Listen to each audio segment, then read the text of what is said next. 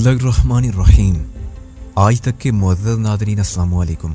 अब किस नंबर 8 मुलाहिदा फरमाएं। अच्छा डायलॉग है, ये भी सुना दूंगा उसे। मगर यार सिकंदर, ये जो कुछ हुआ है गलत और बेबुनियादी सही अच्छा नहीं हुआ। तू अपनी मम्मी की बात कर रहा है? मैंने सपाट लहजे में कहा कि अब वो क्या करेंगी? हाँ, बात मेरे दिल में थी और तूने समझ ली। मोहसिन ने हैरानी से कहा, मैं वाकई सोच रहा हूँ कि अब वो क्या करेंगी।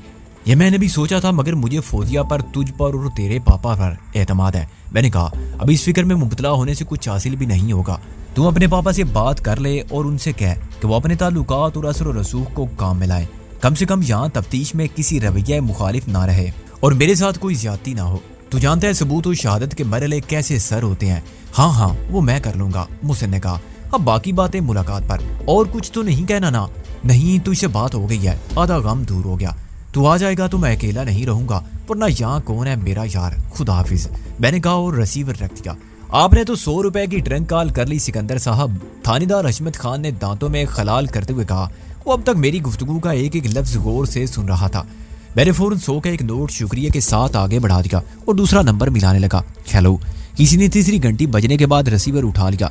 सीसी डैन चिरागदीन बरी से वापस आ गया था। मिस्टर डैन, मैंने मोहतात होके कहा, आपके बंगले में एक खानसा माँ है, सलामत शाह, मुझे उससे बहुत जरूरी बात करनी है। कौन हो तुम? चिरागदीन ने कहा। क्या नाम है तुम्हारा? मेरा नाम है कबीर, मैंने सोच कर कहा, इसी उम्मीद में कि शायद मेरे वालिद ने अपनी दास्तान खयात के औराक से इक़्तिबासात सुनाते हुए सलामत शाह को यह भी बता दिया हो कि मेरा प्यार का नाम कबीर था, मैं उसका भतीजा हूँ। अपना नंबर बताओ, वो बात कर लेगा, चिरागदीन ने कहा। बाजार गया हुआ है, आएगा तो मैं बता दूंगा। सलामत शाह का फोन आधे घंटे के इंतजार के बाद आया। उसने कबीर को पूछा और हशमत खान ने रिसीवर मुझे थमा दिया।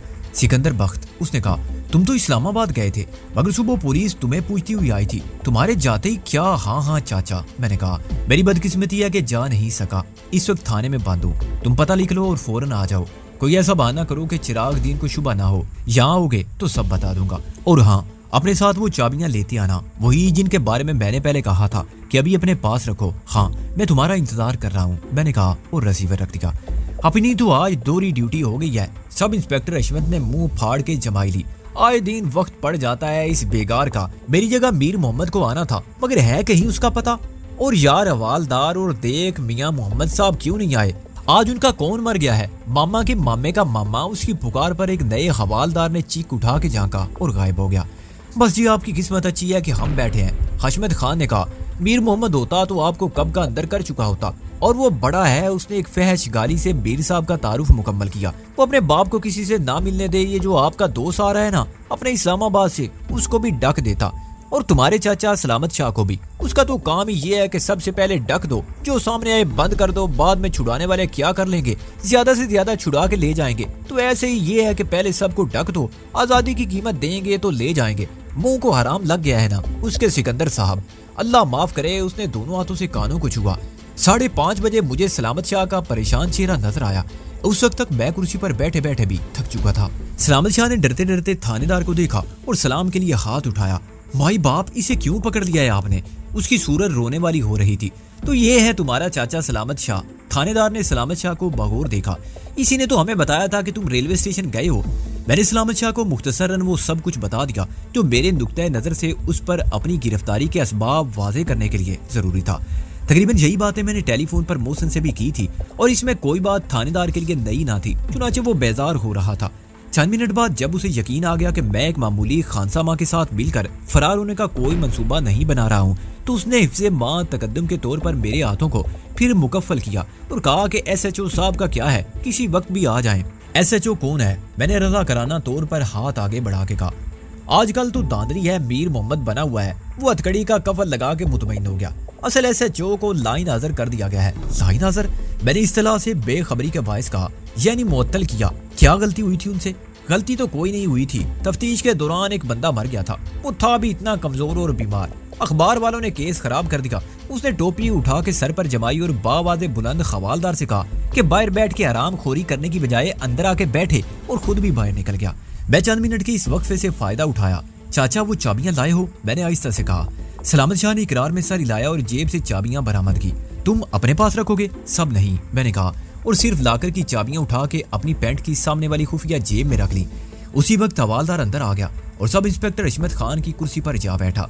वो नया आदमी था और उसे कोई नजराना नहीं मिला था, चुनाचे उसका अंदाज बहुत जारहाना था। ये चाबियां तुम अपने पास ही रखो, मैंने कहा। इसमें संदूक की चाबियां हैं ना, कल सुबह तुम संदूक में से सब पुराना जेवर निकाल के बेच दो और रकम अपने पास रखो। कैसा जेवर? हवालदार ने कहा। माल मसरूका तो नहीं है जिसे ठिकाने लगा रहे हो? जेवर मेरी माँ का है और उसे मेरी दादी ने बनवा के दिया था, वो दोनों फोत हो चुकी हैं, मैंने सुकून से कहा, वरना मालूम हो जाता। उसी वक्त हशमत खान चीख उठा के अंदर आया। उसने अपनी नौकरी को एक गलीज गाली दी और टोपी उठा के मेज पर दे मारी। चलो बस करो, वो गर्ज के बोला। चल बुड्ढे, दफा हो जा, बहुत कर ली बातें, और कल सुबह थाने हाजिर हो जाना, एएसपी साहब के सामने बयान होगा। आ जाएगा या डक दूं इसी वक्त? आऊंगा क्यों नहीं माई बाप, आंख खुलते ही सीधा आ जाऊंगा, सलामत शाह ने आजिज़ी से कहा। वो पुलिस वालों के उताब से महफूज रहने का गुर जानता था। आंख खुलते ही उसके आने का कोई इम्कान ना था। नाश्ता वगैरह बना के उसे जेवर फरोख्त करना था, चुनाचे वो 10-11 बजे से पहले हाजिर नहीं हो सकता था। थानेदार ने कहा कि वो 7 बजे तक आ जाए और एक बार फिर उसे दफा हो जाने का हुक्म दिया। क्या बात है थानेदार साहब, मैंने उसकी वापसी और बुखलाहट दे के कहा। तुम्हारा बाप SHO आ रहा है, उसने गुर्रा के कहा। उठो बदमाश उधर से, चल मुल्जिम को ले जा और हवालात में बंद कर दे, उसने हवालदार को मुखातिब करके कहा। खुलवत में नजराने की बदौलत हासिल होने वाली मराद का वक्त खत्म हो गया था और अब मैं सिकंदर साहब से फिर मुल्जिम बन गया था। सलामत शाह ने मुझे खुदाफिज कहा और बड़ी उजलत में रवाना हो गया। थानेदार उसे बंद कर देता तो काम खराब हो जाता। थानेदार साहब, मेरा ये ब्रीफ केस, मैंने कहा, ये किसकी तहवील में रहेगा? इसे अमानत खाने में रखवा देते हैं। उसने ब्रीफ केस को दिलचस्पी से देखा, जिसमें से उसके सामने मैंने 5+2 पूरे 700 के नोट निकाले थे और अब भी कम से कम 10 गुना मालियत के नोट एक गड्डी की सूरत में उसमें मौजूद थे। इसमें 4300 रुपए हैं। मेरा पासपोर्ट है, मैंने कहा। फिक्र ना करो, कोई चीज इधर से उधर नहीं हो सकती, ये थाना है, मखौल नहीं है, वो मूंछ पर हाथ फेर के बोला और फिर हवालदार पर गरजा। चल, तू क्या मुंह देख रहा है, अभी वो मीर मोहम्मद आ गया तो सबका खाना खराब कर देगा। चंद मिनट बाद मैं हवालात की कहानी सलाखों के पीछे था और फर्श खाक पर आलती पालती मारे यूं बैठा था जैसे लंदन में अपने फ्लैट के कालीन पर दोस्तों के साथ मिलकर ताश की बाजी जमाने के लिए बैठता था। मेरी जेब में 40-45 रुपए थे और सिगरेट का आधे से ज्यादा पैकेट था। मैंने सिगरेट जलाने का इरादा किया और तर्क कर दिया। कौन जाने मीर मोहम्मद को ये भी नागवार गुजरे और वो सिगरेटों का पैकेट भाग के सरकार जब्त करे तो रकम भी साथ ले जाए। रात गुजारने का ये सहारा भी ना रहे और रात के खाने का बिल तो शायद अदा हो जाए, मगर एक पैकेट सिगरेट का मंगवाना पड़ा और वो भी रात के वक्त तो शायद 20 का मिले और मुझे ब्रीफ केस में से मजीद रकम निकलवानी पड़े। यकलख्त मुझे एहसास हुआ कि ब्रीफ केस सरकारी तहवील में छोड़ के मैंने अक्लमंदी का सबूत नहीं दिया। कम से कम नोटों की वो गड्डी मुझे अपनी जेब में रख लेनी चाहिए थी, मगर अब वक्त हाथ से निकल चुका था। सब इंस्पेक्टर मीर मोहम्मद जो कायम मुकाम SHO भी था, हशमत खान के मुकाबले में जवान आदमी था। चुनाचे मुझे हशमत खान की मुआइंदाना गुफ्तगू और धांधली की शिकायत का सबब मालूम हो गया। मीर मोहम्मद बहुत मजबूत कद और काठी का जल्लाद सिफ्त आदमी था, जिसकी सूरत से कमीनगी टपकती थी और यूं लगता था जैसे सारी दुनिया के खिलाफ बुग़्ज़, हसद और अदावत के जज्बात से उसकी आंखों में नफरत का एक ज्वालामुखी भड़क रहा है, जिसके तारीख सायों ने उसके चेहरे को मसख कर दिया है। उसने हवालात में मौजूद सब लोगों पर एक निगाह डाली, रोजनामचे को देखा और कुछ कहे बगैर उस कमरे में घुस गया जिस पर SHO की तख्ती लगी हुई थी।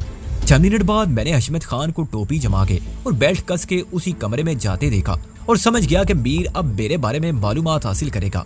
फिर आधे घंटे तक मैं गिरदोपेश का मुशाहिदा करता रहा। वो दोनों ज़ेरे तफ्तीश मुल्जिम जो मुर्गा बने हुए थे अब अंदर धकेल दिए गए थे। दंगा फसाद और मारपीट के जुर्म में मुकदमात लेकर आने वालों के 2 गिरोह इज्तिमाई तौर पर 107-17 के तहत रिपोर्ट लिखवाने के ज़ेरे दफा 151 बंद हुए मुदई और मुदा में कोई फर्क ना रहा और मैं इस निज़ाम इंसाफ का मजीद कायल हुआ जिसमें शेर और बकरी एक ही गांठ का यानी हवालात में रखे हुए ड्रम का पानी पी रहे थे। 2 अफराद 109 में आवारा गर्दी के मुल्जिम बनकर मेहमाने सरकार होते और रात होने तक इस हवालात में जुमले हाज़रीन की तादाद 20 के लगभग हो गई। थाने पहुंचते ही मैंने जिस शख्स को मुर्दे की तरह पड़ा देखा था वो चोरी के शुबे में 3 दिन से ज़ेरे तफ्तीश था। जो हजरात घुटनों में सर दिए बैठे थे सट्टा खेलते पकड़े गए थे और जो मजे से सिगरेट पी रहा था बैंक डकैती की एक वारदात में मुलव्वस था। संगीन तरीन जुर्म यानी कत्ल का एजाज मेरे हिस्से में आया था और जब मैंने दूसरी सिगरेट सुलगाई तो बैंक डकैती के मुल्जिम ने मुझसे दोस्ताना मरहम इस्तवार करते हुए एक सिगरेट मांगा।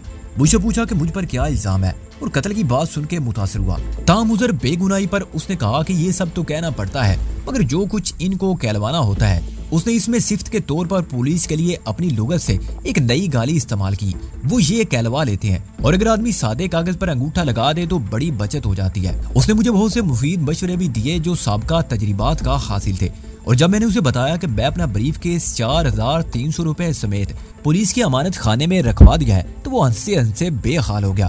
اوے بولے شہنشاہ ہو، یہاں سالم بندہ بربلے کی طرح غائب ہو جاتا ہے، تمہارا بریف کیس کیا ہے؟ اوے کھوتے، وہ 4000 تو اپنے سامنے میر کو دیتا تو تیری مشکل آسان ہو جاتی، تو آج رات تفتیش سے بچ جاتا۔ پھر وہ کہہ کا مار کے ہنسا، تو کیا وہ امانت خانے میں محفوظ نہیں رہے گا؟ میں نے ایم کو کی طرح کہا کہ ایسا امانت خانہ کہاں کا امانت خانہ یار، وہ دونوں کے قسم آپس میں بانٹ لیں گے۔ وہ بولا 700 حوالدار کے، باقی تھانے دار کے۔ تیرے پاس کیا ثبوت ہے پیارے کہ تو کوئی بریف کیس لایا تھا؟ اور لایا تھا تو اس میں رقم بھی تھی۔ میرے اندیشے بہت جلد درست ثابت ہو گئے۔ کیا یہاں رات کو بھی تفتیش ہوتی ہے؟ میں نے ڈوبتے دل کے ساتھ کہا۔ ڈکیتی کا ملزم پھر سے ہنسا، کہاں سے آ رہا ہے تو پاگل دے پتر، ولایت سے؟ اوے تفتیش رات کو نہیں تو کیا دن میں ہوگی سب کے سامنے؟ اس گرگے باران دیدہ نے غلط نہیں کہا تھا۔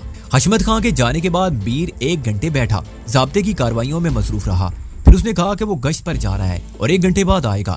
ایس پی یا ڈی ایس پی صاحب کا فون آئے تو انہیں بتا دیا جائے کہ ڈکیتی کے باقی ملزموں کے بارے میں ایک مخبر کی اطلاع پر کہیں گئے ہیں۔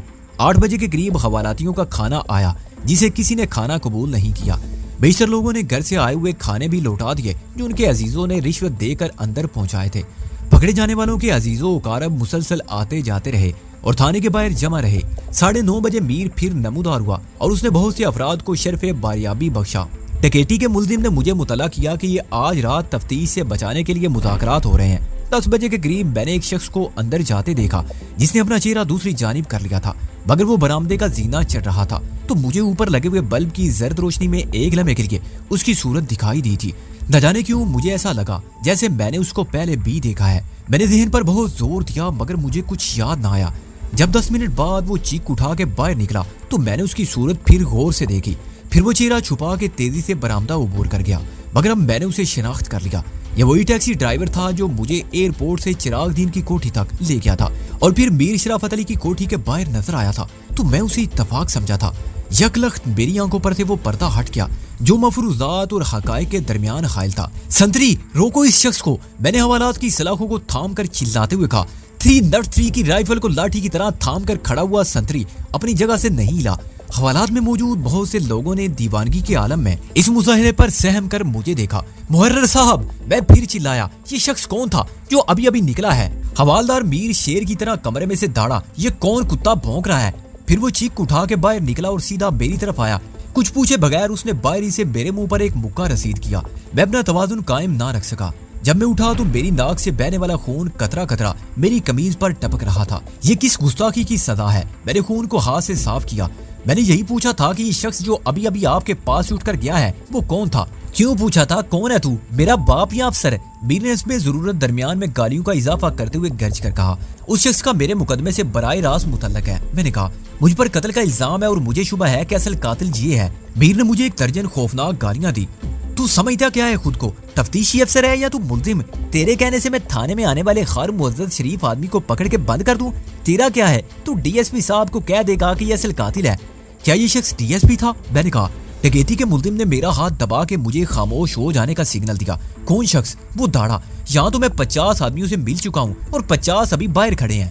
یہ جو باری بدن والا گھنگریالے بالوں اور تلوار مارک مونچھوں والا ابھی ابھی نکلا تھا جس نے ایک کان میں مندری پہن رکھی تھی، کالی لال داڑھی والی قمیض اور شلوار۔ میں نے مزید رہتے ہوئے کہا اور خطرے کے سگنل نمبر 2 کو بھی نظر انداز کر دیا۔ کیا نام تھا اس کا؟ میں اسے جانتا ہوں، یہ ٹیکسی ڈرائیور ہے اور اس کی ٹیکسی کا نمبر ہے 4343LE۔ میرے سر پر کوئی چیز توپ کے گولے کی طرح لگی۔ میر نے قریب سے گزرنے والے ایک کانسٹیبل سے لکڑی کا ڈنڈا لے کر اتنی پھرتی سے کھینچ مارا تھا کہ مجھے حیران ہونے کی فرصت بھی نہ ملی تھی۔ ایک لمحے کے لیے میری نظروں کے سامنے نیلی پیلی چنگاریاں گھومنے لگی۔ میر کی آواز کہیں دور سے آتی ہوئی محسوس ہوئی۔ اس کو لاؤ ذرا، یہ کیا کہتا ہے؟ ذرا ہم اچھی طرح سمجھ لیں اور بات بھی سمجھا دیں۔ حوالات کا کفل کھلا اور 2 ہاتھوں نے مجھے اٹھا لیا۔ میں نے سر کو جھٹکا اور دھندلکا کچھ کم ہوا۔ ڈکیتی کے ملزم کی آواز آئی، اوے کھوتے، کتنی دیر سمجھا رہا تھا میں، پہلی بار تھانے آیا، کچھ اپنی عقل سے تو نہیں تو دوسروں کی عقل سے کام لے لے۔ میں نے محسوس کیا کہ حوالات میں رہ جانے والوں کی دہشت زدہ نظریں مجھے یوں دیکھ رہی ہیں جیسے مجھے تختہ دار کی جانب لے جایا جا رہا ہے۔ सफर का अंजाम नीम रोशन बरामदे के आखिरी दरवाजे पर हुआ, जो एक तरह से तफ्तीश की रिसर्च लेबॉर्टरी थी।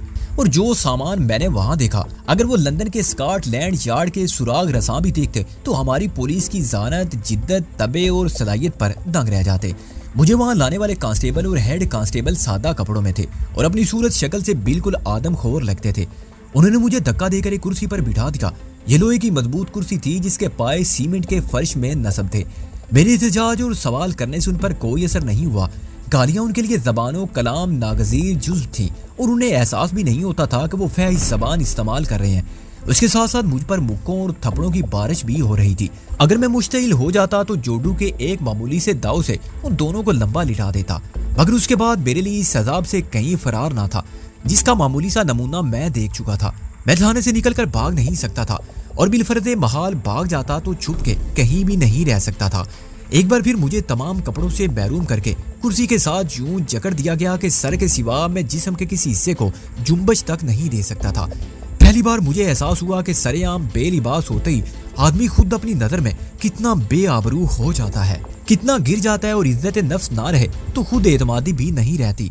बेइज्जत करके नंगा कर देने का ये नफ्सियाती हरबा किसी भी शरीफ आदमी की ज़हनी कुव्वत मुज़ाहमत को शिकस्त दे सकता है। बात सिर्फ जगह की या रवैये की है, वरना किसी डॉक्टर के सामने मेडिकल चेकअप के लिए कपड़े उतारने वाला मेरे जैसा शख्स अपने सेहतमंद जिस्म पर किसी एहसान निदामत में नहीं, एहसास तफाखुर में मुब्तला हो जाता है। कमरे में 2 कुर्सियां और भी थी जो एक छोटी सी मेज के साथ लगी हुई थी। वस्त में बेंच टाइप लंबी सी मेज थी और उसके पाए भी फर्श में महफूज थे। एक कोने में खून आलूदा रस्सियां और जंजीरें पड़ी हुई थी। वहीं 1 गज लंबे दस्ते वाला एक चमचा भी खड़ा था। चमचे की जगह उसके आखिरी हिस्से में लोहे का गोल प्याला था। इसके अलावा लकड़ी के छोटे बड़े पतले और मोटे लचकदार और चिकने हर किस्म के डंडे रखे हुए थे। दूसरी जानिब मुझे लोहे की 4 बाल्टियां भी मुअल्लक नजर आईं, जिनके सुर्ख पेंट पर सफेद रंग से फायर लिखा हुआ था, मगर उनमें से किसी में भी रेत ना थी और पानी ना था कि उनको आग बुझाने के लिए इस्तेमाल किया जा सकता। ये सब सामान्य तफ्तीश था जिसका थाने के बाहर सड़क पर गुजरने वाला आदमी तसव्वुर भी नहीं कर सकता था। मुझे फर्श और दीवारों पर मुख्तलिफ किस्म के दाग नजर आए जो इस नीम रोशन कमरे के आसेब ज़दा माहौल में मुझे लहू के दाग लगे। उन सब का लहू जो यहाँ तफ्तीश के लिए लाए और ले जाए गए, मुर्दा या नहीं मुर्दा, स्ट्रेचर पर या मरे हुए कुत्ते की तरह टांग से घसीट कर मुझे दीवारों के वजूद में अनगिनत चीखों और कराओं के खूनी टुकड़े दफन नजर आए। उसी वक्त मीर अंदर आया और उसने दरवाजे को अंदर से बंद करके चुटकी लगा दी। मैं अब ज़हनी तौर पर तशद्दुद का मुकाबला करने के लिए तैयार था, क्योंकि मैं जानता था कि ज्यादा से ज्यादा 2 घंटे बाद मोहसिन आ जाएगा। उसके बाप ने अब तक यकीनन किसी न किसी को फोन कर दिया होगा, वरना मोहसिन खुद किसी के नाम रुका लेकर आएगा। सुबह वकील आ जाएगा और ला कानूनियत का ये सिलसिला मेरे लिए तमाम हो जाएगा।